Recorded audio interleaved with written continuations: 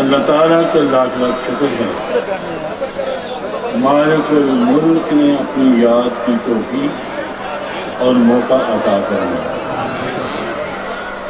لاکھوں اور کروڑوں درود حضرت محمد مصطفیٰ صلی اللہ علیہ وسلم، جن کی طفیل مالک الملک نے یہ مہربانی فرمائی۔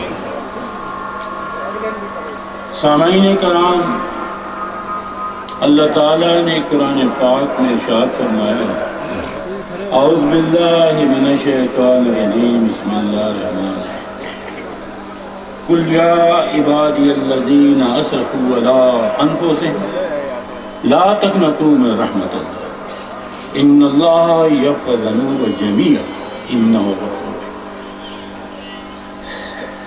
اے ہادی جہان، آپ لوگوں کو میری طرف سے یہ یقین دلا دیں جنہوں نے بہت گناہ کیا، اپنے پر ظلم کیا، کہ وہ میری رحمت سے مایوس خبردار۔ میں بخشنے والا مہربان ہوں۔ اللہ تعالیٰ نے یہ اپنا اعلان فرمایا۔ یہ اللہ تعالیٰ غفور الرحیم ہے، ہر گناہ کو معاف فرمانے والا، اور جو مایوس ہو وہ اس کا مطلب ہے کہ وہ کفر میں داخل ہو۔ نبی پاک صلی اللہ علیہ وسلم نے فرمایا ہے کہ اللہ تعالیٰ کو سب سے زیادہ پیارا خطا کار ہوتا ہے، اور وہ خطا کار جو اپنی خطا کے بعد فوراً اللہ سے معافی مانگے۔ یہ دو باتیں بہت عظیم باتیں ہیں، بہت بڑی ہمارے لیے ہدایت کی۔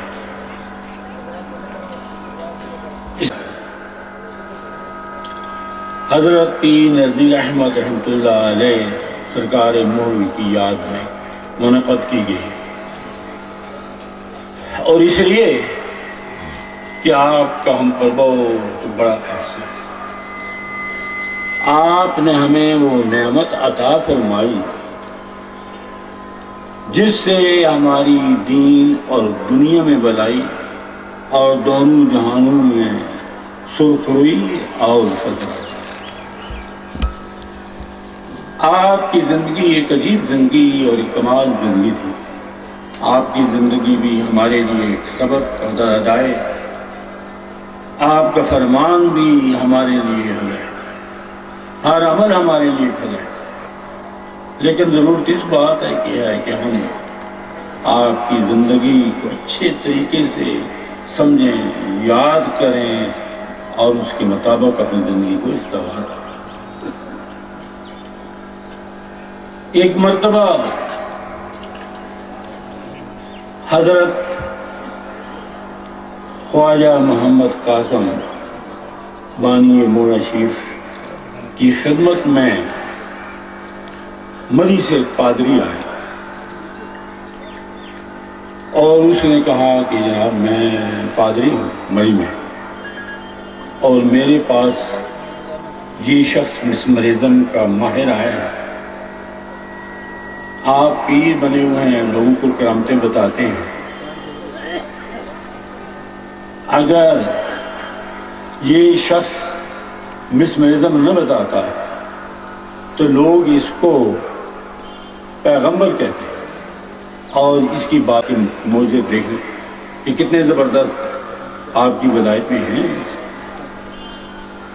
حضرت باجی صاحب نے جو بھی اس قسم کی بات ہو وہ فوراً اپنے فرزند اکبر حضرت پیر نذیر احمد اللہ کو بلاتے اور فرماتے ہیں، اور فرمایا کہ دیکھو یہ کیا کہتا ہے، اس کو جواب دو۔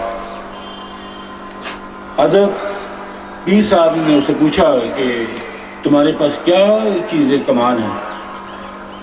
اس نے کہا جی میرے پاس پہلی جو چیز کمال ہے وہ تو یہ ہے کہ مجھے اتنے لمبے اور وزنی زنجیر سے جکڑ دیا جائے تو میں ایک آواز کروں گا تو زیر ٹوٹ جائے گی۔ تیسری یہ کمال ہے کہ ایک کاغذ میں مضمون لکھا جائے، پھر اس کو جلا دیا جائے اور اس کا سہاگا میرے سامنے پیش کیا جائے تو میں اس مضمون کو سہاگے سے پڑھ کر سنا دوں، لکھنے والا وہ کاغذ اپنے پاس رکھوں۔ اور چوتھی یہ بات کہ اتنے 50 من لکڑی جمع کر کے جلائی جائے، میں اس میں کھڑا ہوں۔ حضرت پیر صاحب نے فرمایا یہ تو بہت معمولی باتیں ہیں، یہ کیا بکواس کرنے کی ہے، یہ تو ساری بہت معمولی باتیں، یہ ساری باتیں میں ابھی تمہیں کر کے دکھاتا ہوں، نکلو میرے مقابلے میں۔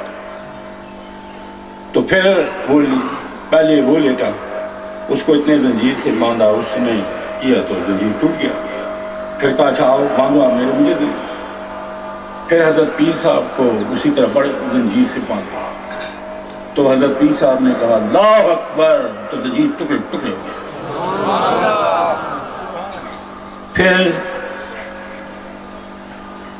اسی طرح وہ کاغذ کے پرزے پر لکھ کر سہاگا اسے بتایا گیا تو اسے مضمون پڑھ کر سنا دیا۔ فرمایا اچھا اب تم لاؤ میرے سامنے۔ اسی طرح وہ کاغذ جلا کر کے اس نے سہاگا پیر صاحب کے سامنے پیش کیا تو پیر صاحب نے فوراً مضمون پڑھ کر سنا دیا۔ پھر اس نے پتھر اپنے سینے پر رکھا اور وہ پتھر اس نے ٹکڑے ٹکڑے کرا دیا۔ حضرت پیر صاحب نے کہا اس سے بھاری پتھر میرے سینے پر رکھا تو اس پتھر کو ٹکڑے ٹکڑے کر لیا۔ پھر آگے بات کہ 50 من لکڑی کو جمع کر کے جلائی جائے تو اس میں کھڑے ہونے کی، تو حضرت پیر صاحب نے کہا کہ 50 من لکڑی جمع کرنا، ان کو جلانا کافی دیر لگے گی، اور دوسری یہ بات ہے کہ وہ آگ ایک جگہ میں نہیں ہوتی، اس سے پھیلی ہوتی ہے، اس میں آدمی پاؤں رکھ کر کے زمین پر پاؤں رکھ سکتا ہے، بچ سکتا ہے۔ میں آسان بات یہ بتاتا ہوں کہ ایک توا آگ پر چڑھاتے ہیں، وہ لال سرخ ہو جائے، اس کے پر تم بھی چڑھو میں بھی چڑھتا ہوں۔ چنانچہ سب نے اس پر اتفاق کیا، وہ توا رکھا گیا، لال سرخ ہو گیا، تو وہ جو مسمرزم والا تھا وہ ڈر گیا، اس نے نہیں میں تو ایسا نہیں کرتا، میں تو دوسری بات کرتا۔ حضرت پیر صاحب نے کہا بسم اللہ الرحمن الرحیم، اور اس توے پر خود کھڑے گئے۔ تھوڑی دیر بعد کے اتر آئے، کچھ نہیں ہوا، صرف جوتی جو لگائی اس کو آگے لگ گئی، پھر اٹھی ہوئی۔ سب لوگ حیران ہو گئے، اور پھر سب نے جو حضرت پیر صاحب کے ساتھی سے پوچھا کہ جناب آپ نے ہمیں بتایا نہیں، آپ نے یہ مسمرزم کہاں سے سیکھا؟ جس نے تو مسمرزم سیکھا تھا، تو آپ نے یہ مسمرزم کہاں سے سیکھا؟ تو فرمایا کہ میں نے مسمرزم نہیں سیکھا، میرے اندر ایک طاقت ہے جس پر مجھے یقین ہے کہ اس کے ساتھ کوئی مقابلہ نہیں کر سکتا، اور وہ طاقت نسبت رسولی ہے۔ میرے اندر، میرے سینے کے اندر نسبت رسولی ہے، اس لیے کوئی شخص میرے ساتھ کسی چیز میں مقابلہ نہیں کر سکتا۔ اس وجہ سے میں نے اعلان کیا، اور اس نسبت رسولی کے زور سے یہ سارا کام مکمل ہو گیا۔ اس میں دو باتیں ہیں، ایک یہ کہ میں حضرت پیر صاحب کی شان کا ہم کو علم رہا کہ کس قدر عظیم شان تھی، جو ہر جگہ میں کامیاب، جن کے سامنے کوئی شخص مقابلہ نہ کر سکتا۔ اور دوسری سب سے بڑی بات کہ حضرت پیر صاحب نے اپنے ملنے والوں کو یہ ہدایت فرمائی کہ اگر چاہتے ہو دونوں جہانوں میں سرفراز ہونا تو نسبت رسولی حاصل کرو، جس کی وجہ سے مجھے خدا نے یہ مقام عطا کیا۔ یعنی ہمیں نسبت رسولی کا یہ درس جو ہے یہ ہمارے مرشد اعظم نے دیا، اور وہی درس جو ہے ہم یہاں دن رات آپ لوگوں کو دیتے ہیں۔ مختلف تکلیفات، مصیبتیں، مشکلات آپ لے کر ہمارے پاس آتے، تو ہم آپ کو بتاتے ہیں کہ ہمارے پاس تو صرف ایک ہی نسخہ ہے، نسبت رسولی۔ اگر اس نسخے کو حاصل کر لو گے، دونوں جہانوں میں سرخرو اور سرفراز ہوگے اور ساری کائنات تمہاری تابع فرمان ہوگی۔ اب یہ نسبت رسولی حاصل کرنے کے لیے کیا چیز ضرورت ہے؟ سب سے پہلی چیز جو ہے وہ اللہ کے سامنے توبہ ہے۔ اللہ کے سامنے توبہ کرنا صدقے دل سے، اور یہی حکم اللہ تعالیٰ نے فرمایا جو میں نے آپ کے سامنے ابھی تلاوت کرنے کا شرف حاصل کیا، کہ اللہ تعالیٰ نے فرمایا ہے کہ خبردار میرے سے مایوس ہو، توبہ کرو، میں بخشنہار ہوں، معاف کرنے والا۔ اگر کسی کے گناہ سمندر کی جھاگ سے بھی زیادہ ہوں اور وہ میری مغفرت سے زیادہ ہو جائیں تو پھر تو میری مغفرت کچھ نہ ہو، پھر تو میرا رحم کرم کچھ نہ ہو۔ میں تو اللہ تعالیٰ فرماتا ہے میں رحمان اور رحیم ہوں، میرے مقابلے میں کوئی رحم کرنے والا نہیں، میرے مقابلے میں کوئی بخشنے والا نہیں۔ اس لیے کسی کے گناہ اگر سمندر کی جھاگ سے بھی زیادہ ہوں تو میری مغفرت کا ایک قطرہ اس کے لیے اس طرح ہے جیسا ایک سمندر ایک تنکے کے لیے ہوتا ہے۔ اور بشرط یہ ہے جس طرح رسول پاک نے فرمایا کہ انسان خطا کا پتلا ہے، اسے اللہ سے معافی مانگنی چاہیے، اور ایسے جو معافی مانگتا ہے وہ اللہ تعالیٰ سے دور نہیں، مغضوب نہیں، بلکہ وہ اللہ تعالیٰ کا سب سے پیارا ہو جاتا ہے۔ رسول پاک ان کا فرمان ہے کہ اللہ تعالیٰ کو سب سے پیارا جو وہ آدمی ہے جو خطا کار ہے، اور وہ خطا کار جو خطا کے بعد فوراً اللہ سے معافی مانگے۔ صرف خطا کاروں کی ہے، اس بات کو اچھے طریقے سے سمجھ لیں، یہ محفل گناہ گاروں کی ہے، خطا کاروں کی ہے۔ سب سے بڑا خطا کار، سب سے بڑا گنہگار میں خود ہوں، اور آپ لوگ آئے ہیں، آؤ تم بھی ہم بھی مل کر اللہ سے معافی مانگتے ہیں۔ میرے پاس کوئی تقریر نہیں، کوئی علم نہیں، میں ایک ہی بات آپ کے سامنے بیان کرنا چاہتا ہوں، لا الہ الا انت سبحانک انی کنت من الظالمین۔ میں سب سے پہلے اللہ کی تعریف بیان کرتا ہوں کہ اللہ تیرے بغیر کوئی معبود نہیں، تو وحدہ لا شریک ہے، اور میں بے شمار گنہگار، میں تیرے سامنے معافی کے لیے حاضر ہوں۔ اے اللہ، یہ سب گنہگاروں کو ہم نے جمع کیا، ان سب گنہگاروں کو اور مجھے اپنے فضل و کرم سے، رسول اللہ صلی اللہ علیہ وسلم کے صدقے سے آج ہم کو معافی عطا فرما، ہم کو گزشتہ گناہوں کی معافی عطا فرما، ہماری توبہ اپنی جناب میں قبول فرما، ہماری موت، ہماری حیات، ہماری جان، ہمارا مال، ہماری ہر چیز اپنی رضا کے لیے قبول فرما۔ ہمیں اپنا غلام اس دنیا میں رکھ، غلام کی حمیت سے مارنا اور غلام بنا کر قیامت کے دن ہمیں اٹھا۔ بس ہماری یہی ایک درخواست ہے، اس ایک درخواست کو لے کر اے رب العالمین یہ سارے لوگ آگے، تو رحمان اور رحیم ہے، تو درخواست کو رد نہیں کرتا، اس لیے ہمارا یہ یقین ہے ہماری آج کی درخواست ان سب کو لوگوں کے لیے پوری ہوگی، اور ہمارے لیے، میرے لیے سارے گناہ معاف فرما، اور ان کو سب کو اپنے گھروں میں کامیاب و کامران بنا۔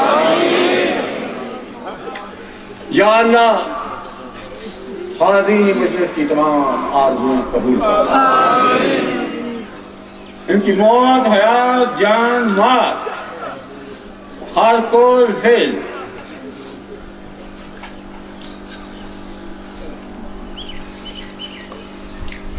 اپنی رضا کی خاطر رکھ۔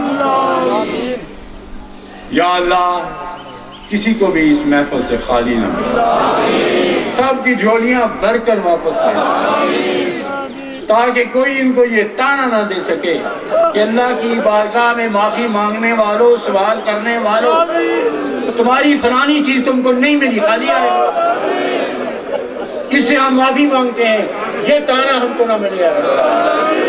یہ تانا ان ساری مخلوق کو، ان سارے گنہگاروں کو نہ ملے۔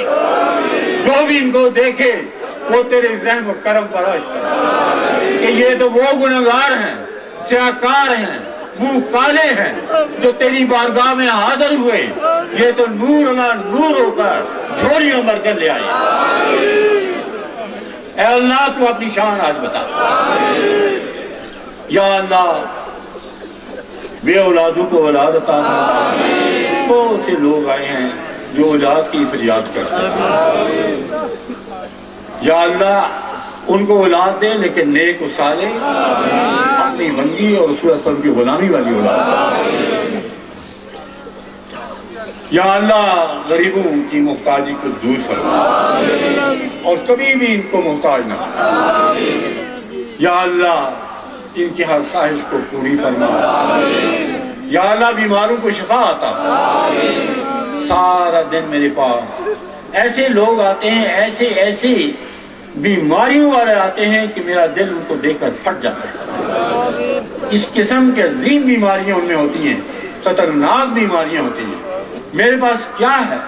میں فوراً اللہ کی طرف متوجہ کہتا ہوں، یا اللہ ان کو تو نے بھیجا اس جنگل میں اتنے دور، ورنہ میں نے کوئی اشتہار نہیں دیا کہ میں ڈاکٹر ہوں، میں نے یہ کمال کیا ہے، میں وہ حکیم ہوں، میں وہ حکیم ہوں۔ میں تو تیرا ایک عاجز مسکین گنہگار بندہ ہوں، تو نے اپنے فضل کرم سے مجھے یہاں بٹھایا ہے، اور میرا یقین یہ ہے کہ تو اپنی مخلوق کی مجھ سے خدمت لینا چاہتا ہے، اس لیے تو نے مجھے یہاں بٹھایا، اور ان کو کسی کو لاہور سے، کسی کو امریکہ سے، کسی کو ولایت سے، کسی کو کہاں سے، کسی کو کہاں سے، کسی کو کہاں سے یہاں بلایا۔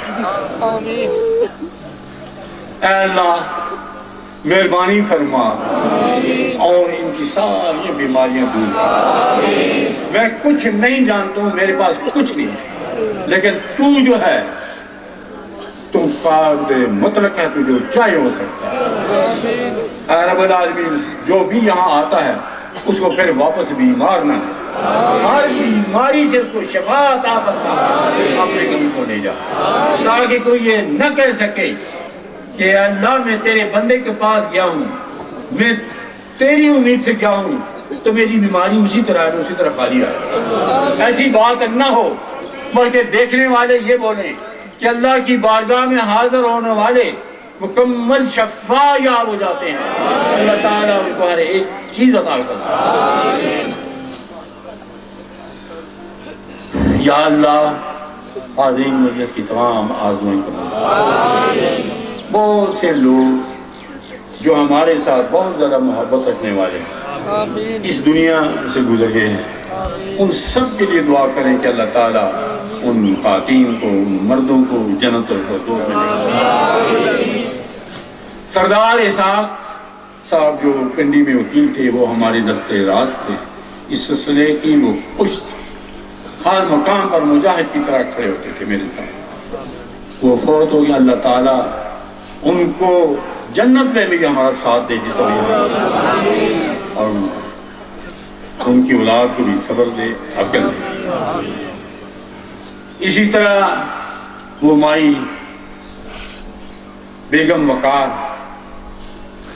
جب بھی ہم اسلام آباد پہنچے وہ پہلے موجود ہوتی تھی، اور وہ پھر سارا وقت رہ کر وہ فوت ہوگی، اس کے لیے بھی دعا کریں۔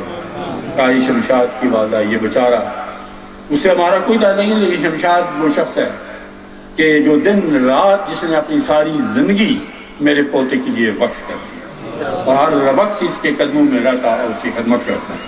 مجھے یہ لاج ہے کہ میرے پوتے کا اتنا جو صحیح غلام ہے، اس کی ماں کو کوئی تکلیف نہ ہو، خدا اس کو جنت الفردوس۔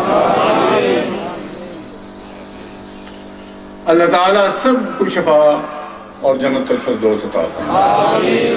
اس علاقے کے بہت سے لوگ فوت ہو گئے، مائیاں فوت ہو گئی، خدا ان سب کو جنت الفردوس عطا۔ ہمارے پاس ہر قسم کے لوگ آتے ہیں. آپ نے کبھی میرے سے کوئی سیاسی تقریر نہیں سنی، نہ میں کسی کی پرواہ کرتا ہوں، کیونکہ میں تو اللہ کا غلام ہوں. ایوب نے میری منتیں کی. ایوب کی والدہ جوتیاں اتار کر ہمیشہ آتی تھی. میری منتیں کی کہ آپ آئیں مشاہد کانفرنس میں. میں نے کہا میں کسی جگہ میں نہیں جاتا. اسی طرح ضیاء الحق نے منتیں کی، وہ بھی ادھر ہی آیا جوتیاں اتار کر. آپ نے دیکھا میرے ساتھ یہاں کرتا تھا، وہ بھی. اسی طرح وہ عظیم خاتون بے نظیر جو واقعی لیڈر تھی، جو واقعی اسٹریٹ فارورڈ تھی، سمجھدار تھی، عقل مند تھی. کوئی سیاستدان اس کے مقابلے میں نے نہیں دیکھا. وہ یہاں کر اس جگہ میں کھڑے ہو کر اس نے تقریر کی تھی کہ پیر صاحب کوئی وزیر نہیں ہے، کوئی وزیر اعظم نہیں ہے، سب خدا کی بارگاہ میں سوالی ہے. آپ دعا ہم سب کے لیے کریں. اسی طرح چودھری لطیف اکبر ہر عرس میں یہاں، اور خدا نے شخص کی عزت ہمیشہ قائم رکھی. اس کی یہ جو وفا ہے، 4 پشتوں سے اس نے اس سلسلے کا اپنے آپ کو غلام بنا کر رکھا ہے. وہ وفا ہمیں یاد آتی ہے. اس لیے میں اسے تقریب کراتا ہوں تاکہ آپ کو پتہ چلے کہ وفادار لوگ کیسے ہوتے ہیں. نواب صاحب کی یاد اس لیے میں کراتا ہوں کہ ان کے پردادا نے حضرت پیر صاحب جب دربند گئے، وہ ایک لمبی کہانی ہے کیوں گئے تھے، اور وہاں کے دشمنوں نے کتنا مقابلہ کر کے حضرت پیر صاحب کی کشتی کو غرق کرنا چاہا تھا. راستے میں ایک دریا ہے اور دریا میں زنجیر باندھ کر کھینچ کر کشتی کو پار لے جایا جاتا ہے. تو ایک جگہ ایسی ہے جس کے جگہ کا نام یار بچھوڑا ہے. وہاں سے خطرہ ہوتا ہے کہ اگر کشتی ادھر چلی گئی تو ڈوب جائے گی. وہ مخالف تھے، انہوں نے ان کھینچنے والوں کو پیسے دے کر کے پیر صاحب کی کشتی کو یار بچھوڑا کی طرف کھینچنا شروع کر دیا. جب ادھر کھینچنا شروع کیا تو کشتی کے اندر پانی آنا شروع. سب لوگ حیران ہو گئے. پیر صاحب اٹھ کر کھڑے ہو گئے اور فرمایا چھوڑ دو. وہ تو اور کھینچتے جاتے. پھر فرمایا چھوڑ دو، وہ نہیں چھوڑتے تھے. جب تیسری دفعہ فرمایا چھوڑ دو تو زنجیر کڑاک سارے ٹوٹ گئے اور اتنے زور سے جھٹکا لگا کشتی کو جو اندر پانی تھا وہ بند ہو گیا. جب پیر صاحب وہاں دربند پہنچے تو ان کے پردادا نے 100 سنڈا حضرت پیر صاحب کا صدقہ دیا. 100 سنڈا اور 25,000 روپے چاندی کے اس وقت ہوتے تھے، یہ روپے نہیں ہوتے. چادر بچھا کر ڈھیر لگا دیا تھی اور یہ ہوتی سی مجھے. ان کی وہ جو یاد، یہ حضرت پیر صاحب نے مجھے خود فرمایا، اس لیے اس یاد کو میں تازہ رکھنے کے لیے بار بار یہ کو بیان کرتا ہوں. وفا جو ہے یہ ایک چیز ہے. وفا ایمان کی نشانی ہے. جس میں وفا نہیں ہے اس میں ایمان نہیں ہے. بے شک عبادت کرتا رہے، جو مرضی کرتا رہے، اگر وفا نہیں ہے تو وہ لا ایمان رہے گا. اور وفا ایک ایسی چیز ہے جو انسان کو ڈوبتے بھی اوپر لے آتا ہے. اس لیے حاضر ہونے والوں، وفا کو نہ چھوڑنا، وفا کو نہ چھوڑنا. یہ یاد رکھنا کہ ایک اللہ کا گناہگار بندہ یہاں بیٹھا ہوا دن رات تمہارے لیے اللہ سے معافی مانگتا ہے. یہ یاد رکھنا اور اپنی ہر دعا میں اس بندے کے لیے بھی دعا کرنا کہ خدا جو ہمیں اس طرح ہمارے لیے دعا مانگتا ہے، ہمارے لیے معافی مانگتا ہے، اے رب العالمین تو اس کی دعا قبول فرما، اس کو بھی معافی عطا فرما، اس کو اپنا بندہ بنا کر اسی ذریعے ہماری شفاعت کا، ہماری عزت کا اس کو ذریعہ بنا کر. اللہ تعالیٰ آپ سب کو حامی اور ناصر ہو. اللہ تعالیٰ آپ کو خیریت اور عزت سے اپنے گھروں پر لے جائے. وہاں بھی اپنی محبت اور یاد میں نبی پاک کی بندگی، اپنی بندگی نسل کے غلامی میں رکھے، آپ کی عبادت فرمائے اور آپ کا ہمارا یہ تعلق ہمیشہ ہمیشہ کے لیے قائم رہے. اب سلام پڑھیں اور اس کے بعد تمام لوگوں کے لیے کھانا تیار ہے. یہ نبی الفلاح شاہ